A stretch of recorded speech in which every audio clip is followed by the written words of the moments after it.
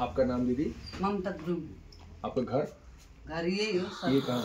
यही सरकारी क्वार्टर। कहाँ? थालजोड़ा। ये थालजोड़ा नरकटा ब्लॉक, जलपाईगुड़ी डिस्ट्रिक्ट। अच्छा, आपका घर में किसको ट्रेनिंग मिला है? मेरो छोर भदै हो, मैले छोरै भन्नु न हैन, छोरा हो। नाम साहिल मंगर।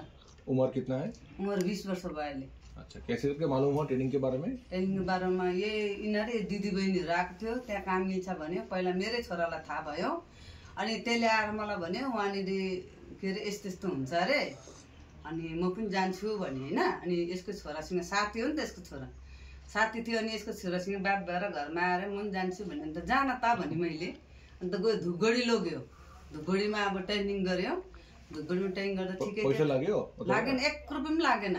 बस्नु खानु सुत्नु सबै वहीँ दियो। खानु पनि राम्रो थियो, घरमा भन्दा राम्रो थियो। किन हाम्रो त घरमा कुल्ली काम थियो होइन, एकजना काम थियो, हामी 4-4 जना बसी खाने थियो।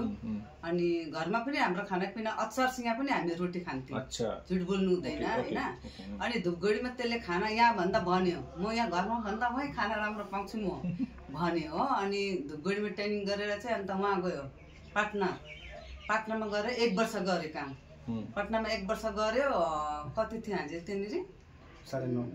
9.5 भनौँ, त्यति थियो। त्यहाँबाट त्यसले 9,500 अनि मलाई दिन्थ्यो त्यसले 5,000 दिन्छ हर महिना। दिन्छ। बहुत अच्छी बात। अन्त त्यहाँदेखि त्यसले चाहिँ दियो। अनि मैले यो छानाहरू जुन मेरो घर चुने थियो, यो चुने थियो, त्यसले थैथाप गरे बाउ छोराको पैसाले। अन्त बनायो च्यादर टिन नयाँ त्यसलाई। त्यसमा त्यसले पनि हेल्प गर्यो। अहिले सिलगढी आएको छ। सिलगढीमा चाहिँ 10,000 तलब छ। इंक्रीज भयो, 5 रुपये बढ़ गया है ना।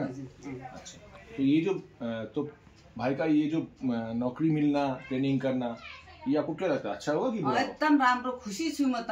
खुसी छु र त आज। यो जग्गामा आज खुसी छु किनभने हेल्प भयो नि त मलाई।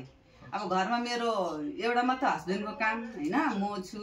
म त्यही पनि बिमारी भोकै गर्छु। अनि मेरो 2टा छोरा छ होइन। अहिले रिटायर आयो मेरो बुढाको। अनि अहिले मेरो ठुलो छोरालाई काम दिनुपर्छ, दिएको छैन। अनि त्यसले हेल्प गर्छ, महिना पछि पैसा दिन्छ।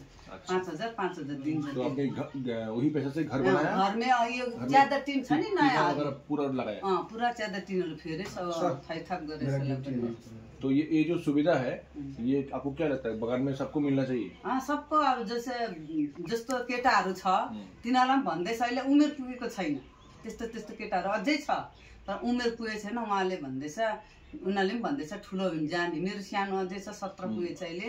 तिनीहरूले पनि म उयो भन्दा जाने भन्दैछ। अब उमेर बिगार दिँदैन। 18 वर्ष पुग्नु भनेको छ। अब आधार कार्ड त चेक भइहाल्छ। अनि 18 वर्ष पुगेपछि चाहिँ जाने भन्छ। केटाहरू छ त्यस्तो केटाहरू 17-16 को छ क्या केटाहरू। त्यो लागि उयो भएको छैन, जान्छु भन्दैछ तिनीहरू। तो आप खुश है? एकदम खुसी छु म त। खुसी छ। महिना पछि पैसा पठाउँछ हो, त्यसले मलाई हेल्प हुन्छ घरमा। हर रोज भाइ से बात होता है? बेटे से बात होता है? एकदम रोज सधैँ भन्दा सधैँ 8 बजी म सधैँ कल गर्छु। त्यसले कल गरेन भने पुरा गाली गरिदिन्छु हो। बोल्दैन बेसी, सरलाई पनि थाहा छ। घरमा आउँछ घुम्क बस्छ, बोल्दैन बेसी। अहिले चाहिँ कसो गर्छस् भने कुन त त्यहाँ त कसो गर्दैछ। बेसी घर में छुट्टी में घर में आता है? आएको छैन अहिले कि दसैँ भन्दा अगाडिदेखि आएको थिएन। अस्ति 1 दिन आयो, आज आयो, भोलि बिहानै गइहाल्यो। मन पर्दैन? मैले भने 2-3 दिन अब उहाँ होटेलमा खाएको त अब छ, मासुहरू पनि पाउँछ अरे, अन्डा पनि पाउँछ।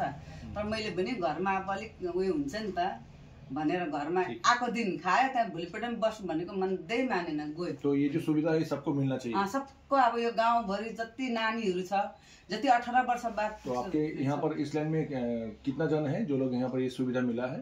अभी अहिले त 3 जना छ। नाम बोलिए।